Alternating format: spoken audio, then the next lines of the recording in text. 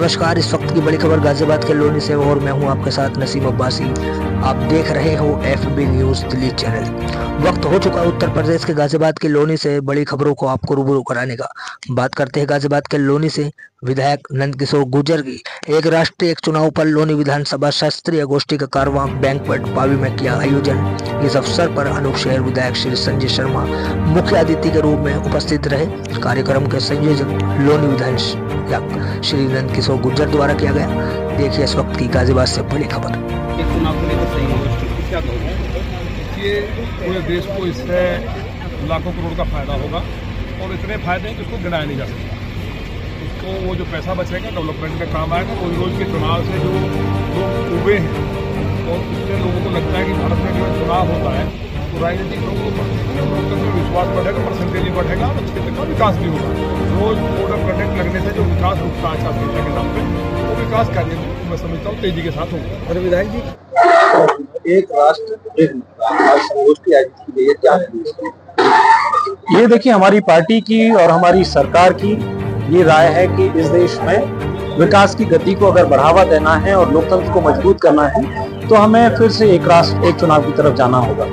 इस देश में पहले भी 1952 से लेकर 67 तक 4 आम चुनाव एक साथ हुए थे और वो बहुत सुंदर तरीके से आयोजन होता था। 5 वर्ष चुनाव बाद चुनाव आते थे, सरकारी मशीनरी बाकी 5 वर्ष काम करती थी।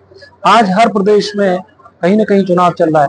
लोकसभा चुनाव से लेकर आज तक 5 प्रदेशों में चुनाव हो चुके हैं। हमारी पार्टी के कार्यकर्ता हों या अन्य पार्टियों के कार्यकर्ता हों या सब सरकारी कर्मचारी, सब चुनाव में व्यस्त रहते हैं। उससे आचार संहिता हो चाहे विकास के काम हो, इससे पूरे देश को नुकसान होता है। सरकार की इच्छा है कि जनता 5 वर्ष में अपना एक ओपिनियन बनाए।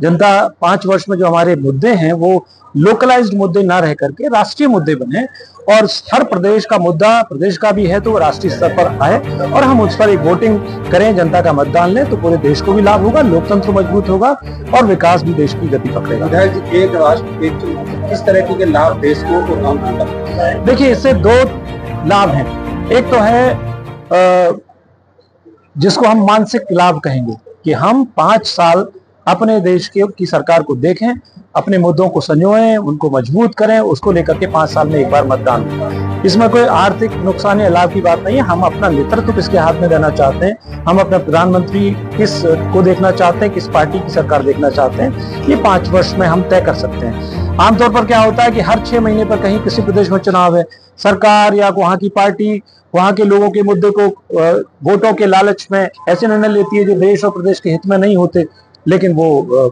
चुनाव में काम आने वाले होते हैं। जब समय 5 वर्ष का होगा तो कोई निडर होकर के देश और राष्ट्र के जो मुद्दे हैं उन पर निडर होकर सरकारें निर्णय लेंगी और देश को लाभ होगा। दूसरा है आर्थिक लाभ। चुनाव में हर समय हर बार बहुत बड़ा खर्चा होता है। अकेले इस लोकसभा चुनाव में 1,35,000 करोड़ रुपए सिर्फ चुनाव आयोग ने खर्च किए। एक वोट पर, एक व्यक्ति की वोट डलवाने के लिए जिसको पता भी नहीं है, उस पर 1,400 रुपए का खर्चा आया।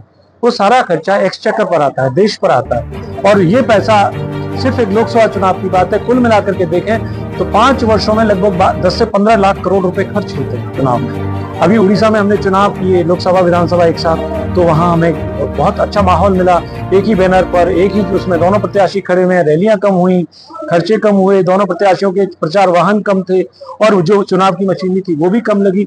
तो दूसरा ये आर्थिक पक्ष है जिसमें देश को फायदा होगा। एक सवाल होता है, जिस तरह से आपने कहा एक राष्ट्र एक चुनाव से आर्थिक लाभ होगा, सामाजिक लाभ होगा देश में, वही दूसरी तरफ बात करें तो देश की जो आबादी है उस आबादी के हिसाब से अभी इतने कर्मचारी नहीं होंगे जितने कर्मचारी समय पर चाहिए इस व्यवस्था को। क्योंकि हम जब चुनाव में देखते हैं तो तमाम जगह की जो फोर्स है वो अलग अलग जगह डिप्लॉय की जाती है, जगह जगह जाकर चुनाव करवाती है। कर्मचारी भी वर्षों चुनाव में ही लगे रहते हैं, तो ऐसे में इतने कर्मचारी कहाँ से आएंगे? ऐसा नहीं है। जब हम आप उत्तर प्रदेश की बात करें, उत्तर प्रदेश में लोकसभा चुनाव 7 फेज में होता है, तो 7 फेज में वही फोर्स आगे बढ़ती चली जाती है। ऐसे ही अपने अलग स्टेट में, महाराष्ट्र में जो लोकसभा चुनाव हो रहा है वो उत्तर प्रदेश से संबंधित नहीं होता।